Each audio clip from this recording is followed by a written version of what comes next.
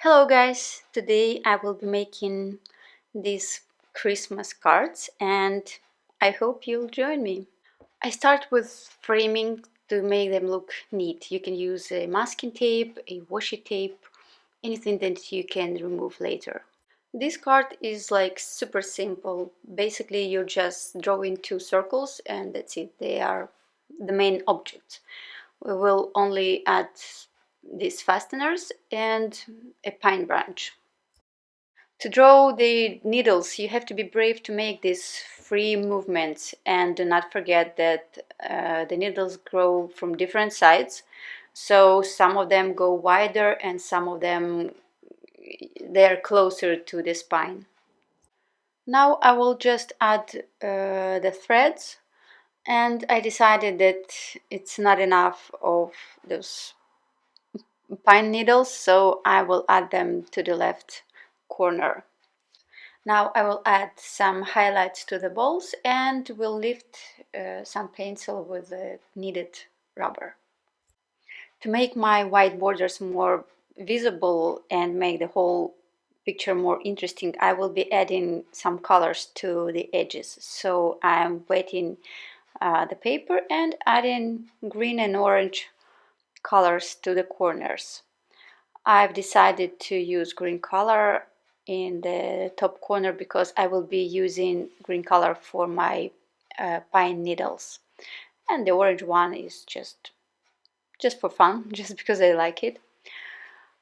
To keep the edges neat, here and later I will be using the dryer a lot. Now I'm using just clean water and I am avoiding the areas where there will be highlights. I marked those areas, if you remember. And now I will add some deeper color to the edges to add some volume to these balls. Uh, the more colors you add, the more interesting it will be. I used, I think, 3 colors. And the same will be for the second ball. And again, I will add like 3 colors to make it more interesting. When I'm painting the fasteners, I'm also leaving the highlights just like on the glass. And I'm also adding dark edges to make them like more visible. With the threads, you can be as creative as you want. I've decided to keep them quite simple, as you can see. And the most interesting part will be with the needles, because you have to be more precise. You don't have to repeat all the lines that you made with your pencil. Just follow your thoughts. Let your hands be free. And also don't forget that some needles, they come out of the frame, so don't forget to add some of them. Also I will add some brown joints to make our pine look more realistic. And the final step is to throw a few colorful drops to make it more bright, more interesting. And also I've decided to show our frame a bit more. I'm talking a lot about the frame, but it really is important, I think, because it's not about the actual frame, it's about making your image more expressive. When I looked at it with my fresh eye in the morning, I've decided that I want to do this outlining work. Of course, it's possible to add some contrast using just watercolors, but I really wanted these cards to be like really easy to make. Here it is, and we're moving to the next card.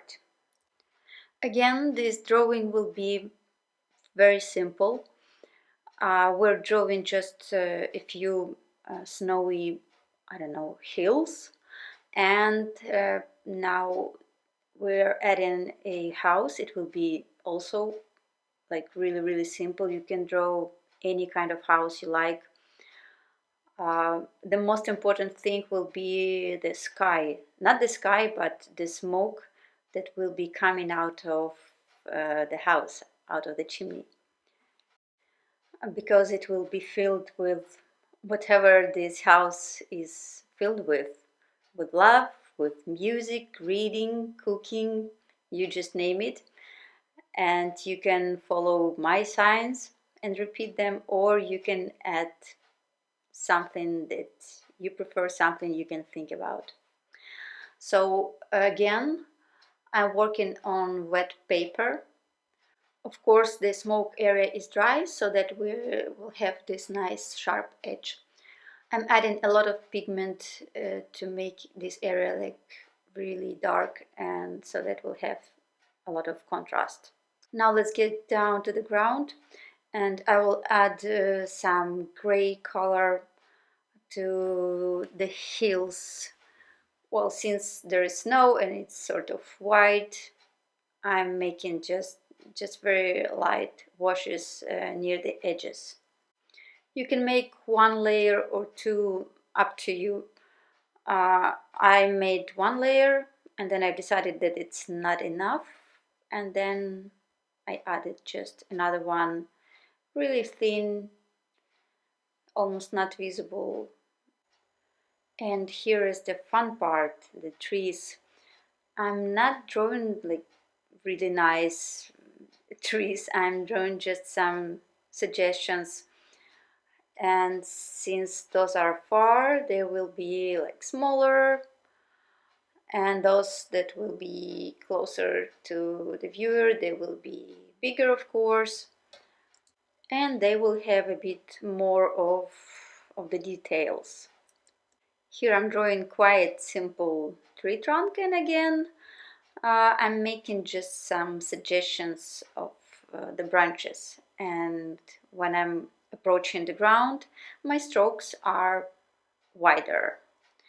Another tree closer to us, and of course it's bigger, and again we're seeing the same technique, and the lower branches look like the wider and longer strokes. A few more strokes inside of the tree, and that's it. Now we're moving to the house. When I paint these kind of houses, I often give them this warm yellow windows. And their general look is, I don't know, grungy, quite colorful. And this time it will be no different. So at first I used burnt sienna to make it like orangey, and then I've decided to make it darker because we have a lot of snow and the whole image is too white, too bright. So now it looks darker. And of course I added these funny steps. What's the word? I don't know. The footprints, I believe. Our trees need a bit more of contrast, so I'm adding some darker green. Not everywhere, but closer to the center of the tree. Just as I said before, another layer to show more of our hills, to make them more visible. And the most simple but the most interesting part, the sky, the smoke that is coming out of the house. I've decided to add just a bit of pink color. You don't have to do that, or you can use another color. And now I'm using my liner to add the notes, the hearts, some stars, and you can also add, I don't know, some words, some cookies, whatever you find funny and suitable for your painting. Now a bit of snow with white liner and some black liner for the rest of the painting. And that's it. The card is ready, and I will be moving to the next one. This cute thing is also very easy to draw. Again, we'll be making these circles and ovals to make it the main shape, and I'm sure you will be able to deal with the rest of the details because this is a very simple pose. And please feel free to simplify as much as you can, as much as you want. The body, the face, just like everything. You see that I gave this cat this nice cheeks. They will be white. And the ears, don't make them too small. Give it some nice big ears. And you know, just now when I'm making this film, I realized that my cat does not have a tail, which is weird because the cats, they're sort of proud of their tails. Well, anyway, maybe it's somewhere behind it. So I'll just leave it like that.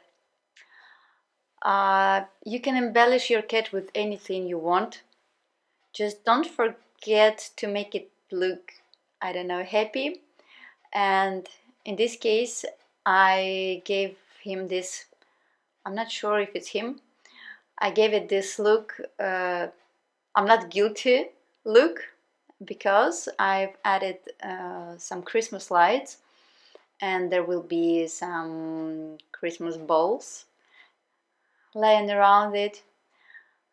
So it sort of, you know, stole it from the tree, or the tree even fall down. We don't know the whole story. All we know is just that this cat is naughty. As usual, I started with my colorful framing, and this time I added like many colors. But I had to lift some paint with some tissue, because it started approaching the cat. The paper was too wet, so don't forget to pay attention to the edges. We don't want the paint to flow to the areas that are supposed to be white.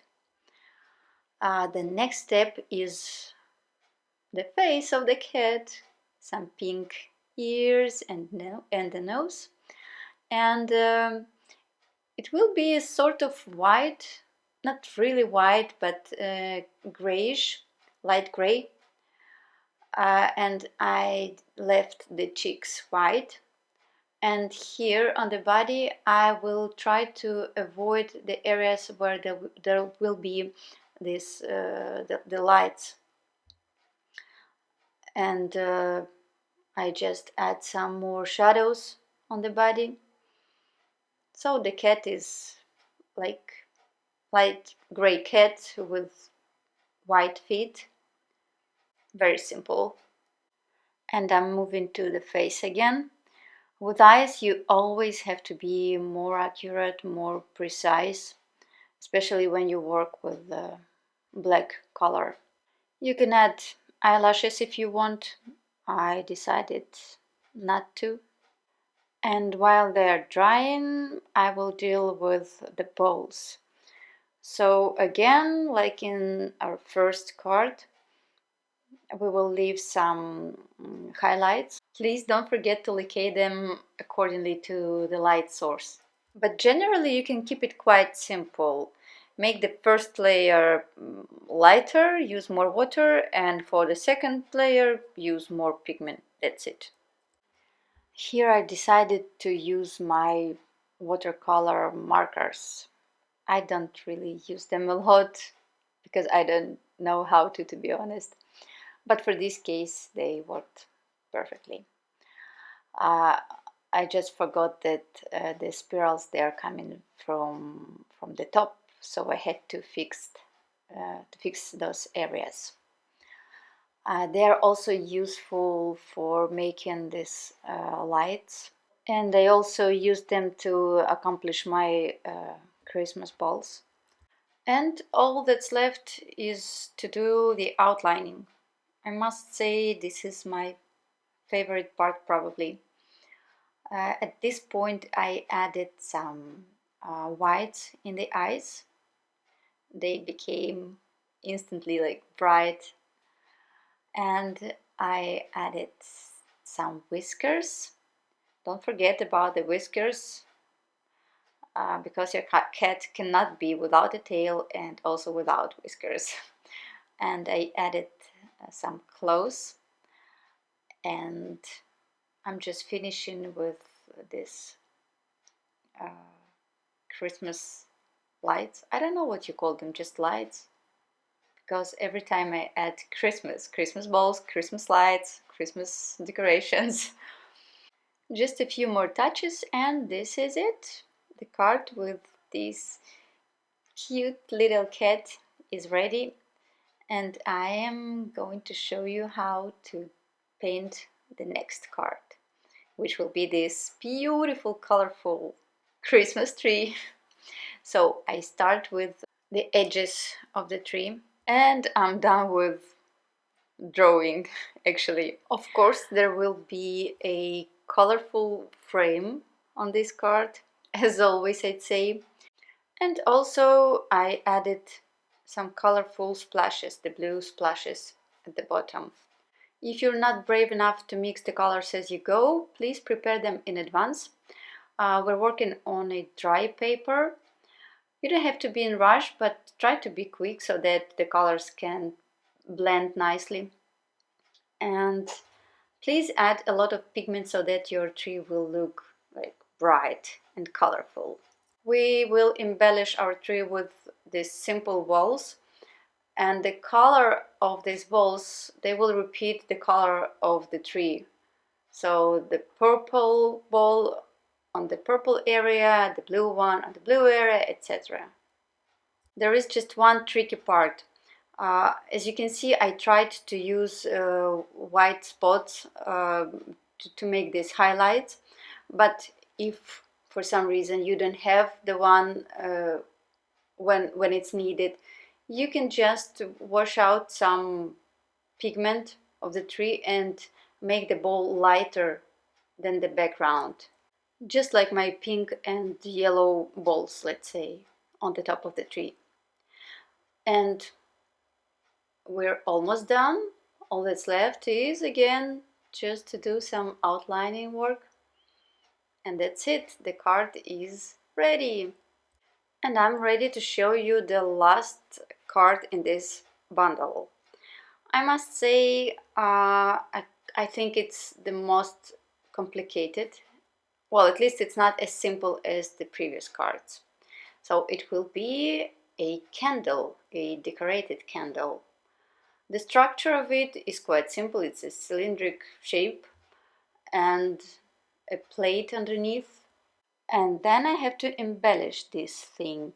I chose to use a bow and some greenery with some berries. Please don't be afraid to add so many details. Well, first of all, you can erase them if you don't like them. And second of all, if you lift the pencil like I do and it's barely visible before you layer it with the watercolor, then it's so easy to fix whatever you don't like in your drawing. Let me show you how I deal with it. So as always, the frame. This time I decided to make some blooms on the bottom of the card. I just put some water on the dry paint and dried it again.